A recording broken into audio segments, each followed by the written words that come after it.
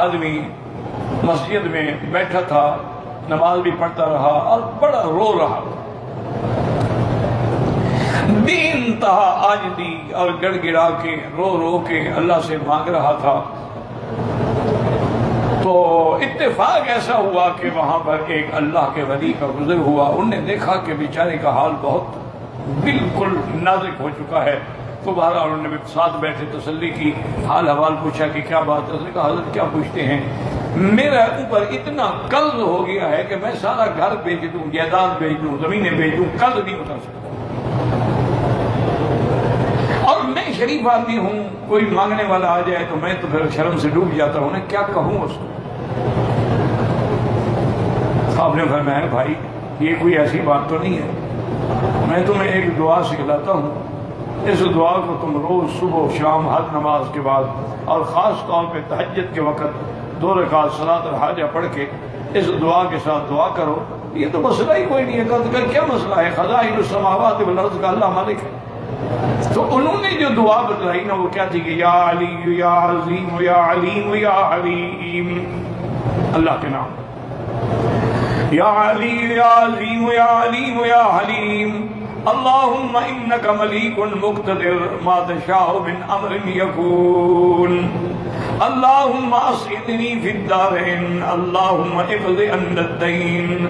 آپ نے فرمایا بس یہ دعا اللہ سے مانگا کرو، کیونکہ اس میں اللہ کے نام ہے نا، ملیک بھی ہے مقتدر بھی ہے، فی مقعد صدق عند ملیک مقتدر، تو یہ دونوں نام جو ہے اس کے بارے میں بھی علماء کہتے ہیں کہ اس میں اعظم ہے۔ تو انہوں نے یہ دعا سکھلائی، وہ بندہ کہتا ہے کہ میں نے الحمدللہ دعا پڑھنی شروع کی، وہ کہتا ہے میں حیران ہو گیا کہ چند دنوں کے اندر میری کایا پلٹ گئی، میرے کاروبار میں برکتیں آ گئی، میری زمین میں برکتیں آ گئی، میرے فصلات میں برکتیں آ گئی، چند مہینوں کے اندر میرے سارے قرض بھی اتر گیا اور میں تو کروڑوں پتی بن گیا۔ اسی لیے اس نے بتایا کہ اللہم انک ملیک مقتدر ما تشاء من امر یکون، اللہم اسعدنا فی الدارین واقض عنا الدین۔ سب سے جامع معنی کامل دعا جو ہے نا، ہم دعوت ذنون اذ هو فی بطن الحوت، وہ دعا ہے کہ جو حضرت یونس نے اس وقت مانگی تھی جب وہ مچھلی کے پیٹ کے اندر تھے، لا الہ الا انت سبحانک انی کنت من الظالمین، فانہ لم یدع بها مسلم ربہ فی شیء قط الا استجاب لہ۔ یہ اسم اعظم ہے، اس سے جو بھی بندہ دعا مانگے گا وہ قبول ہو جائے گی۔ جو لوگ ناحق قید خانے میں ہیں، مقدمات میں پھنسے ہوئے ہیں، ان کے لیے یہ دعا اکسیر اعظم ہے، ویسے تو ہر کام کے لیے، لیکن ان کے لیے یہ زیادہ مجھے کہ وہ اگر رات کی تنہائی میں اندھیرے میں بیٹھ کر پورے اخلاص سے یقین سے 2 رکعت نماز پڑھ کے یہ دعا مانگیں تو اللہ تعالیٰ ان کی مشکل کو جو ہے وہ حل فرما۔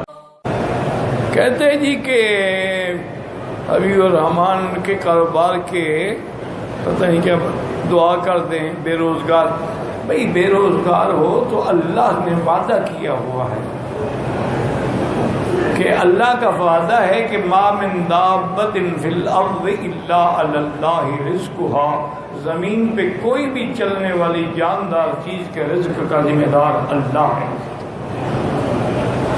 آپ اتنا مہربانی کریں کہ من یتق اللہ یجعل لہ مخرجا، جو اللہ سے ڈر کے گناہ چھوڑ دے اللہ راستے بناتے ہیں، وَيَرْزُقْهُ مِنْ حَيْثُ لَا يَحْتَسِبُ، اس کو رزق وہاں سے دیتی ہیں جہاں سے اس کا گمان ہی نہیں ہوتا۔ اس کی چھوٹی سی میں مثال دوں، یہ میں کو اپنی پیری بزرگی نہیں دکھا رہا، کہیں ایسا نہ سمجھنا مجھے پیر شیر بنا دو۔ یہ کل کی بات ہے کہ میں گاڑی میں حرم آ رہا تھا تو میرے ساتھی نے کہا کہ حضرت وہ ہمارے علاقے سے آیا ہے، باٹا بھی کہتے ہیں اس کو، سہانجنا بھی کہتے ہیں، تو وہ رات آپ کے لیے پکائیں۔ میں نے کہا کہ نہیں، وہ گرم ہوتا ہے، رات کو میرے لیے وہ نہ بنائیں۔ اچھا، اس کے فوراً بعد میں نے کہا یار وہ یہ سوانجنا تو پھر بھی مل جاتا ہے، کچنال نہیں آتی۔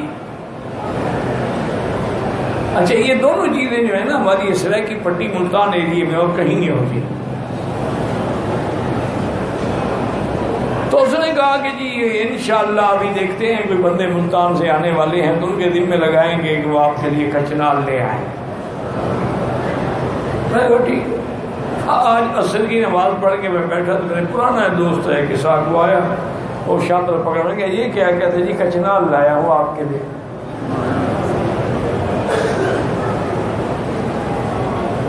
بھئی کب آئے ہو؟ نے کہا جی میں سیدھا ایئرپورٹ ادھر ہی آ رہا ہوں کہ کچنال خراب نہ ہو جائے. اس نے ہاتھ میں پکڑی ہوئی ہے. تو اللہ اس طرح دیتے ہیں. حالانکہ میں نے الحمدللہ نہ مانگی نہ میں نے اس کو کہا ہے، لیکن جب اللہ پر یقین کامل ہو تو اللہ فرماتے چلو میرے بندے کے منہ سے نکل گیا تو سچا کر دو اس کو. تو اس لیے دو باتیں یاد رکھیں. ایک گناہ چھوڑ دو.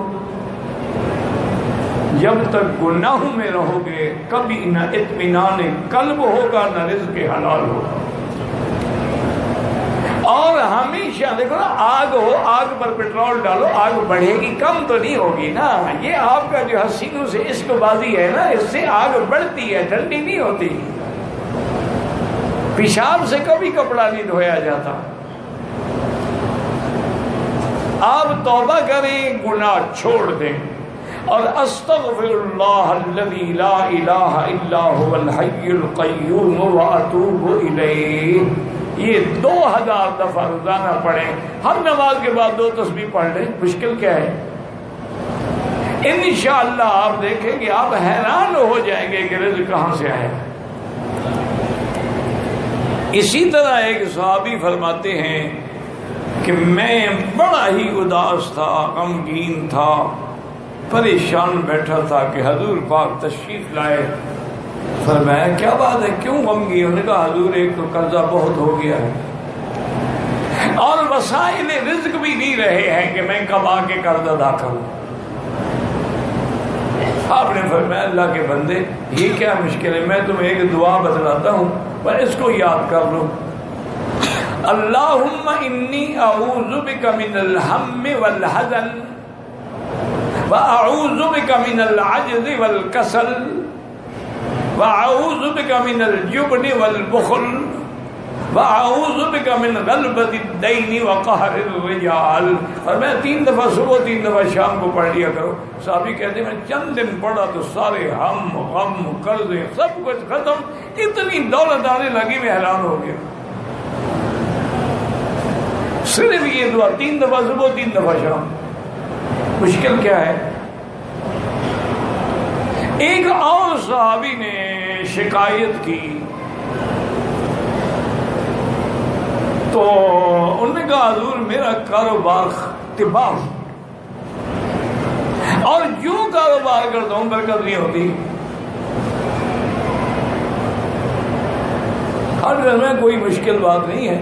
جب بھی تم دکان کھولو، دکان میں جاؤ یا گھر میں جاؤ یا کمرہ گھر کے کمرے کو کھولو تو بسم اللہ والصلاۃ والسلام علی رسول اللہ صلی اللہ علیہ وسلم اور قل هو اللہ احد یہ سورت ایک دفعہ پڑھ لیا کرو. اب کیا مشکل ہے جی؟ آپ نے دکان تو کھولنا ہے نا. گھر جاؤ گے کمرہ بھی تو آخر کھولو گے، بیڈ روم کھولو گے، ڈرائنگ روم کھولو گے، کہیں بیٹھو گے، ایک دفعہ سورت اخلاص پڑھنے کی کیا مشکل ہے؟ اور صلاۃ والسلام تو حضور پہ ہر مسلمان کلمہ درویشی پڑھتا ہے. اور اس نے کہا جی اللہ نے میرے رزق میں ایسے برکتیں ڈالی کہ میں مٹی کو ہاتھ لگاتا تھا اور سونا بن جاتا. بھائی رزق تو مل سکتا ہے لیکن تم نہ لینا چاہو تو تمہاری مرضی. تم کہتے ہو کہ میں عقل سے کماؤں، انما اوتیتہ علی علم عندی. تو قارون نے کہا تھا نتیجہ کیا نکلا؟ فخسفنا بہ وبدارہ الارض. اللہ نے فرمایا اس کو بھی، اس کی جائیداد کو بھی زمین میں دھنسا دو. حضور نے فرمایا یتجلجل بہا الی یوم القیامہ، ایسے دھنسا جائے گا قیامت تک زمین. وہ کہتا تھا میرے پاس علم ہے، میں نے ایسے دولت کمائی خدا نے مجھے تھوڑی دی. جیسے آج کل لوگ کہتے ہیں یار تم غریب ہو، تم جانتے کیوں نہیں؟ ان پہ ٹرک ہی نہیں آتے کمانے کے.